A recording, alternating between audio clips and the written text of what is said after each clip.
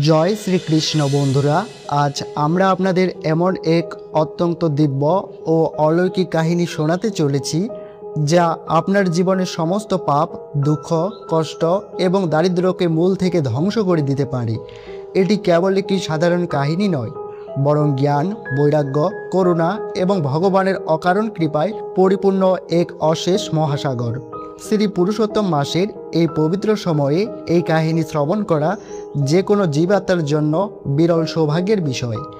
যে ব্যক্তি ভক্তি ও শ্রদ্ধার সঙ্গে এই কাহিনী শ্রবণ করে তার জন্মান্তরের সঞ্চিত পাপ ঠিক সেভাবে ভস্ম হয়ে যায়, যেমন প্রজ্বলিত অগ্নিতে শুকনো ঘাস পুড়ে ছাই হয়ে যায়।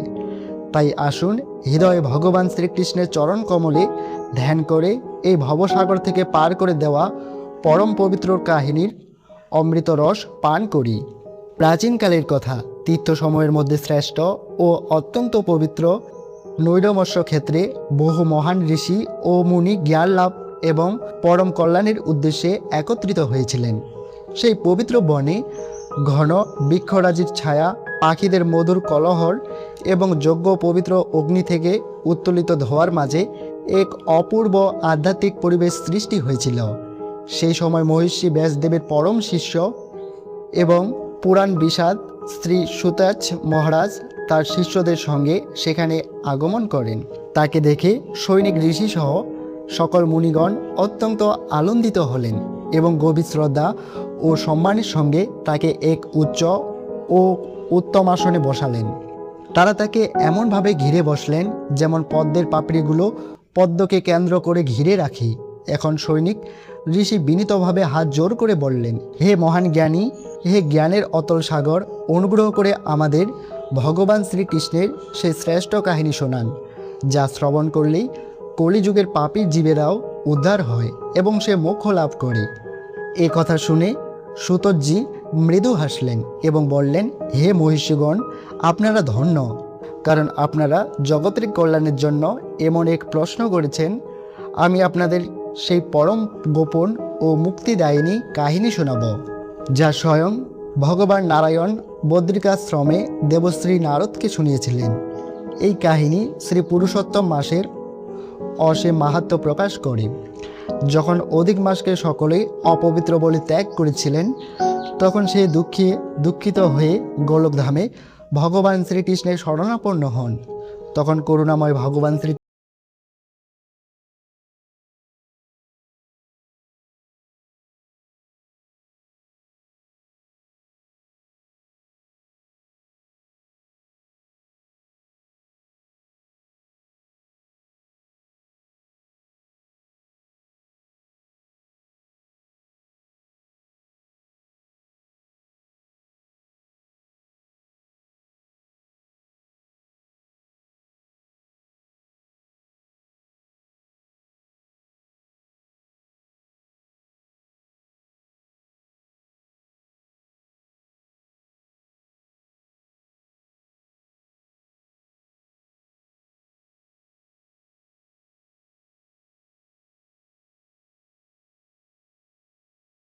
প্রাকৃতিক সৌন্দর্য, সবুজ বনভূমি, নদী এবং ধর্মপরায়ণতার জন্য এই ভূমি ছিল সুপ্রসিদ্ধ।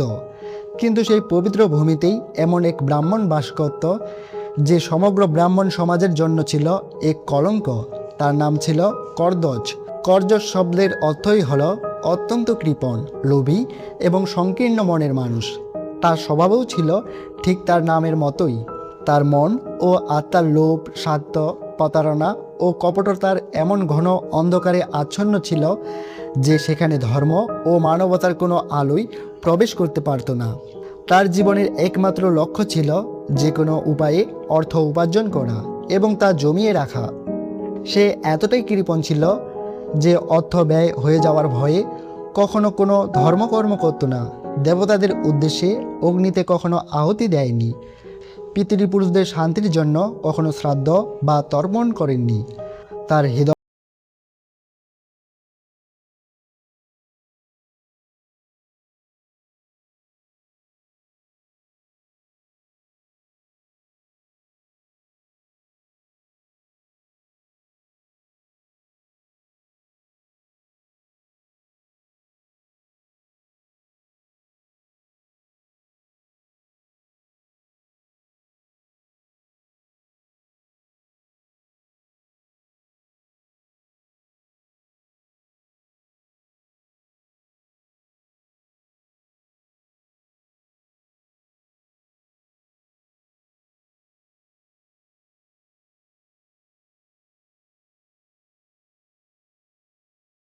ছোট ভাই কিংবা আত্মীয় স্বজন কাউকেই কখনো ভালো খাবার খাইয়ে তৃপ্ত করেননি। ব্রাহ্মণ ও জামাতার সম্মান করা তো সে কখনো শিখেইনি। করদজের লোভ ও কৃপণতা দিন দিন আরও বৃদ্ধি পেতে লাগল। এক সময় রাজার প্রধান মালি তাকে একটি বিশাল রাজবাগানের রক্ষক হিসেবে নিযুক্ত করল। কিন্তু সৎভাবে কাজ করার পরিবর্তে করদজ সেই বাগানের মূল্যবান ফল চুরি করে বাজারে বিক্রি করতে শুরু করলো। সে পাখি, কাঠবিড়াল এবং অন্যান্য ছোট প্রাণীদেরও নির্মমভাবে তাড়িয়ে দিত, যেন তারা একটি ফলও না খেতে পারে। এভাবেই পাপের পাপ করতে করতে জীবন কেটে যেতে লাগলো। সময়ের প্রভাবে তার বয়স হয়ে গেল 87 বছর। শরীর জীর্ণ হয়ে পড়ল, চোখের দৃষ্টি ক্ষীণ হয়ে গেল, কিন্তু তার লোভ একটুকু কমল না। মৃত্যু শয্যাতেও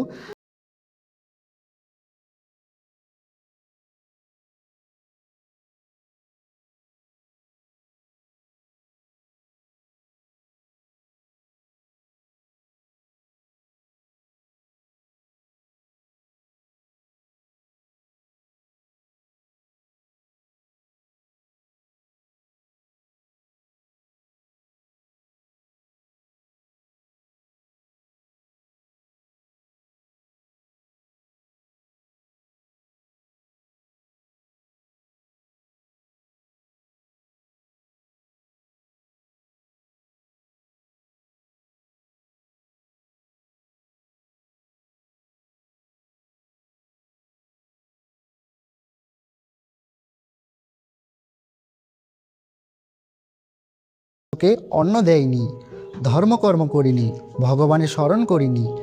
যে ধন সারা জীবন ধরে জমিয়েছিলাম, আজ তা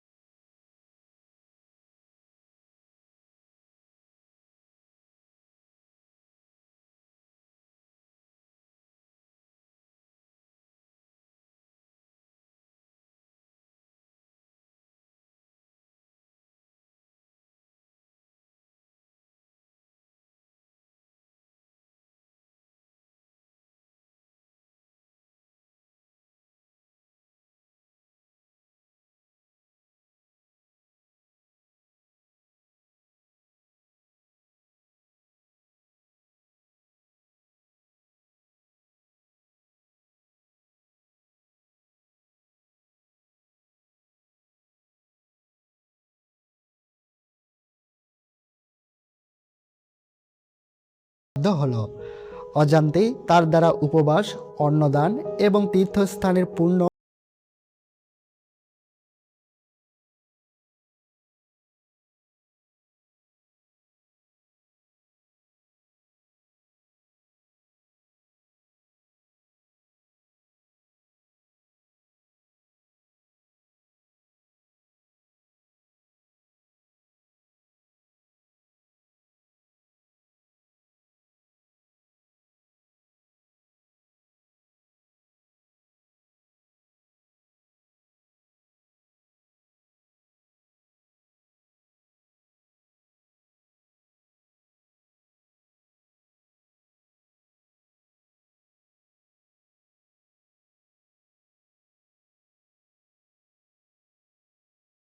দান বা তীর্থস্থান এবং ভক্তি একদিন না একদিন জীবনের সব